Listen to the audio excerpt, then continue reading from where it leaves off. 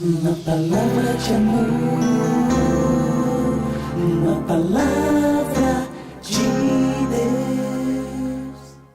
Olá, igreja, seja muito bem-vindo a mais uma devocional diária no livro de Tiago. E hoje vamos ver o versículo 14, hoje sexta-feira, Tiago 1, versículo 14. Diz assim a palavra de Deus: ao contrário, cada um é tentado pela sua própria cobiça, quando esta o atrai e seduz. Eu estava olhando uma reportagem certa vez de um goleiro que tinha acabado de sair de uma partida de futebol, o time dele tinha perdido, e aí ele chegou diante das câmeras e esse goleiro disse: nós perdemos o jogo por minha culpa, fui eu que tomei aquele gol no finalzinho, a culpa é minha, eu assumo aqui o meu erro, foi por minha causa que nós perdemos o jogo. E eu fiquei muito impressionado, porque aquele goleiro poderia ter dito que foi culpa dos jogadores, foi culpa do treinador, do técnico, ou foi culpa do juiz, ou então podia ter dito que foi culpa do clima, que estava chovendo muito na hora, e os pingos caíram nos seus olhos,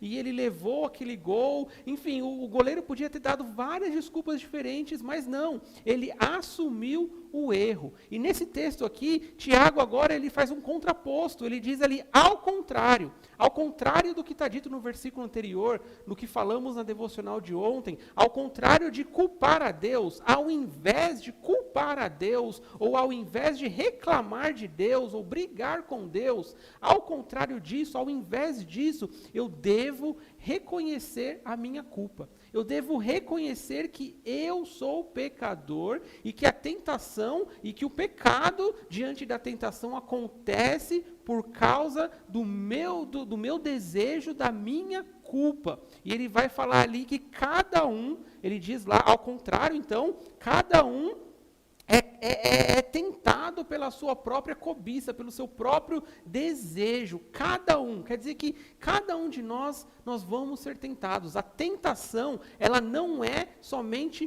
para um grupo exclusivo de pessoas. A tentação não é somente para aquele jovem que acabou de começar um namoro, ou para aquele jovem que tem dificuldade aí em determinada área da vida. Não, a tentação acontece em todas as idades, com todos os grupos, seja homem, seja mulher, seja adolescente, jovem, criança. A tentação, ela sempre está presente, e o que causa a tentação, o nosso pecar diante da tentação, é o nosso desejo mal, é a nossa cobiça, os nossos desejos, as nossas vontades, as nossas paixões pecaminosas são o que nos levam a pecar. Esses desejos ruins são aqueles desejos que nos fazem, que nos atraem, que nos seduz ao pecado. Realmente o canto da sereia, aquele momento que os nossos olhos brilham diante do pecado. Nós pecamos não por conta de Deus,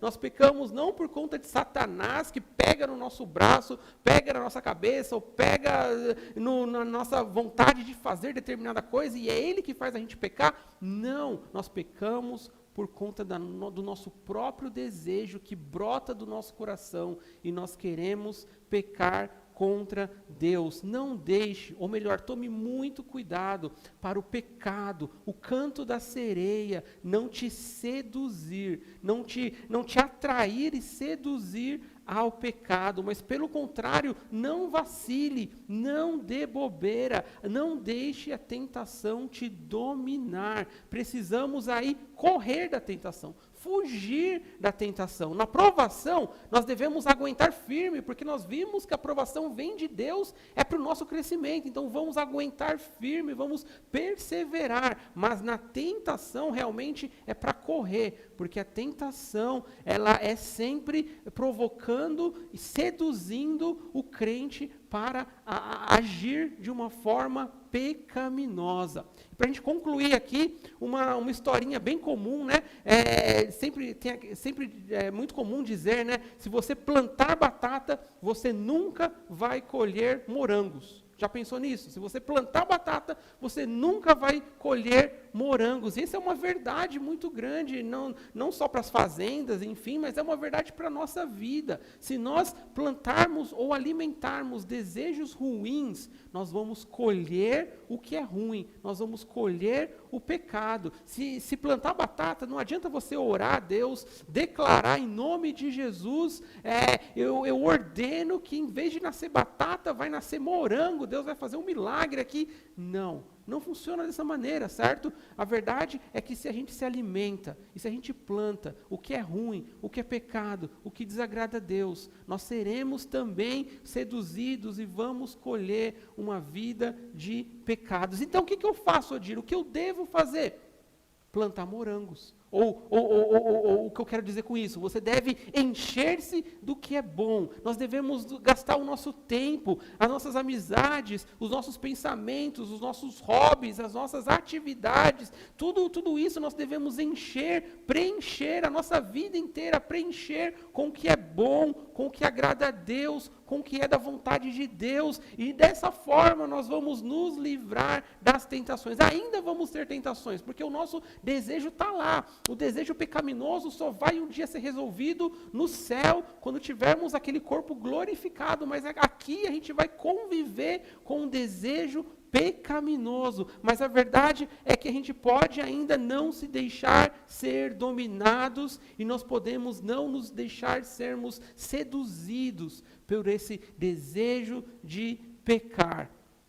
Comece o dia então, hoje, conhecendo as suas fraquezas, reconhecendo as suas fraquezas, como aquele goleiro dizendo, a culpa é minha, e eu que falhei. Comece reconhecendo as suas fraquezas, comece o dia hoje pedindo perdão a Deus, e pedindo ajuda de Deus, porque juntos, como corpo, como família, juntos nós podemos resistir aos desejos do nosso coração, e juntos nós podemos também nos encher do que é bom, nos encher do que vem de Deus, nos encher do Espírito Santo, nos encher de uma vida em que nós pedimos a ajuda de Deus, e nós dependemos de Deus, e nós seguimos em frente para agradar a Deus.